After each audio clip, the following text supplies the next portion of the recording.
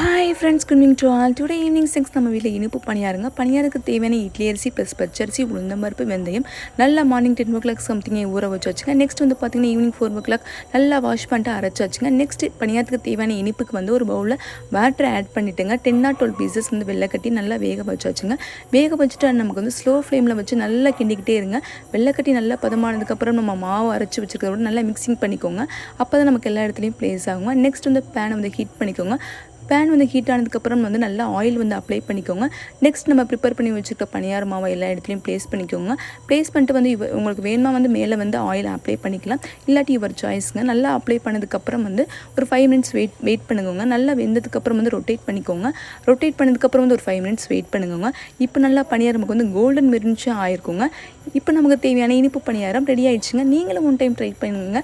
Thanks for வாட்சிங் our channel.